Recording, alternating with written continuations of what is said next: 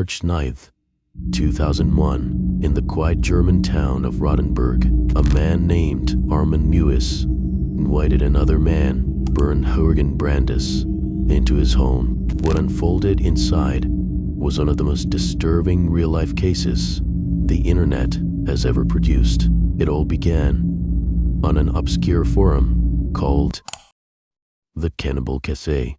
The Cannibal Cafe was not a cooking forum, nor was it satire. It was a hidden corner of the internet that catered to a horrifyingly specific fetish: cannibalism. Users gathered there to post fantasies about being eaten or about eating someone else. To most, it was incomprehensible, something so far removed from ordinary human thought that it read like fiction. But for some, it was real, and Armin Mewis was one of them. Mewis, known on the forum as Frankie, had posted looking for a willing volunteer, someone who wanted to be killed and consumed. Most people thought it was roleplay, but when Bernd Brandes replied, it became horrifyingly clear that he was serious. The two exchanged detailed conversations about how it would happen, what steps would be taken, and even discussed the preparation of the act as though it were a planned meal. When Brandes finally traveled to Mewis's house, it wasn't a kidnapping, it wasn't an ambush, it was chillingly consensual. In a world where most of dark web stories involved victims who never had a choice, this case was definitely different. Brandes had chosen this end. The two men sat together, drank, and talked before carrying out the act. Hours later, Mewis filmed parts of the event, creating a piece of evidence that would later horrify investigators and the whole world. After Brandes was dead, Mewis carefully butchered him, storing the meat in his freezer. Over the following months, he would eat over 40 pounds of human flesh and return to the Cannibal Cafe to post about it, searching for another volunteer. This wasn't a simple crime of passion. It was a crime born from anonymity of the internet. Without that forum, without a digital space that made him feel like he wasn't alone in his urges, Mewis may never have acted. The Cannibal Cafe gave him not just a platform, but validation, a place where cannibalism was not only discussed, but actively encouraged. Authorities eventually discovered the forum, and with it, the trail that led to Mewis's arrest. At his trial, the footage he recorded was so disturbing that only a handful of people ever saw it. He was convicted of murder in 2006 and sentenced to life in prison.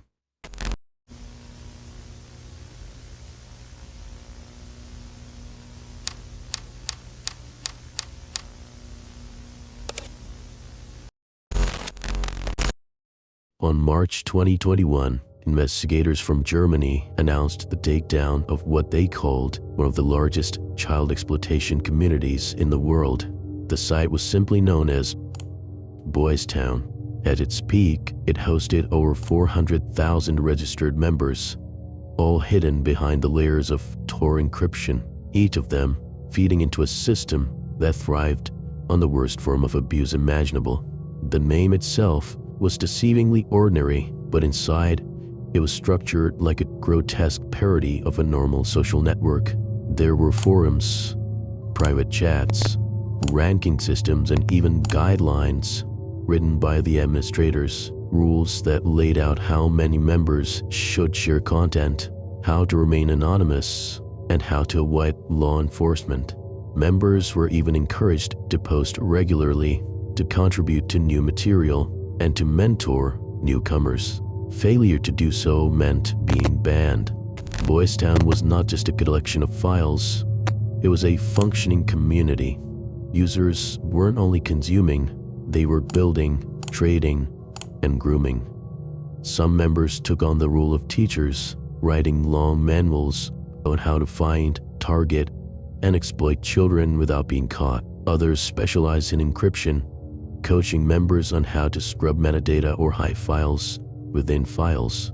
The forum even had support sections where users who were nervous about being caught could seek assurance from more experienced predators. The administrators ran Boystown like a business. They recruited moderators, created ranking systems, and organized content into categories that made it disturbingly easy to navigate. The worst material was locked behind private areas, accessible only to members who had proven themselves by posting original content. This wasn't a passive archive, it was an active, growing ecosystem. The disturbing part was how normalized it became for its members. Conversations on Boystown read like ordinary message boards, casual back and forths, jokes, encouragement, except the subject was abuse. That normalization made the community far more dangerous than a single individual acting alone. It was a machine designed to pull in vulnerable people and radicalize them into being participants. The investigation into Boystown took months of infiltration. Law enforcement agents worked undercover, posing as members, navigating the forum, building trust, and collecting data. Every post left behind a digital trace.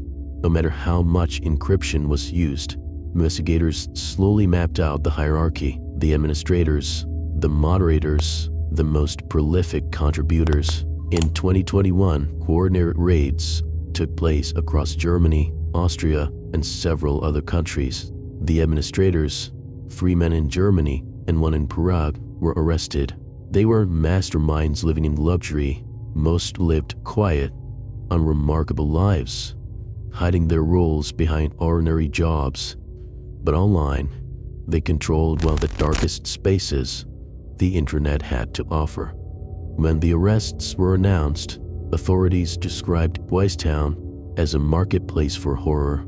The site was shut down, its servers were seized, and its users were left exposed. But by then, Boystown had already operated for years, spreading untold damage.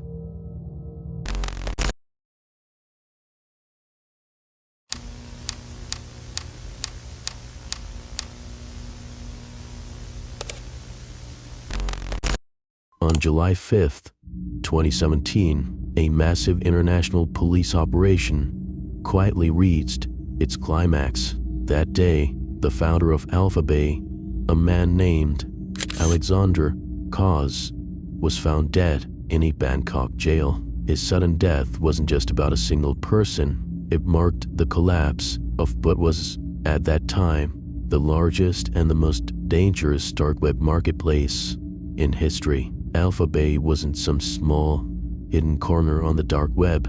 By 2017, it had grown to over 400,000 users and tens of thousands of vendors. It made the infamous Silk Road look tiny in comparison. What made AlphaBay so disturbing wasn't just its size, but the sheer scale of human misery it facilitated. There were sections devoted to hacked medical records, compromised social media accounts, and personal data dumps that could destroy lives overnight. But the truly horrifying part, AlphaBay became one of the primary hubs where illegal pornographic material was openly traded alongside drugs and malware, sold in the exact same way as any other product. An FBI report later confirmed that AlphaBay contained thousands of listings linked to child exploitation, disguised under code words. Forums were filled with users trading links to invite-only sites like Boystown, Helinet, and other encrypted rings, effectively using AlphaBay as the front page to funnel buyers into even darker spaces. When authorities seized AlphaBay servers, a disturbing reality came to light. The site had generated hundreds of millions of dollars in annual transactions, much of it from some of the darkest materials imaginable. During the investigation, law enforcement linked AlphaBay directly to several ongoing cases of trafficking, including one where a young victim's photo was tracked back to a vendor who used AlphaBay as his primary platform. Cause himself lived a life of luxury. He owned luxury cars, villas, and millions in cryptocurrency, all earned from hosting this empire of suffering. When police raided his home, they found personal servers filled with incriminating data, including his personal accounts, linked directly to AlphaBay, facing certain extradition and life in prison. Cause allegedly ended his life in his cell.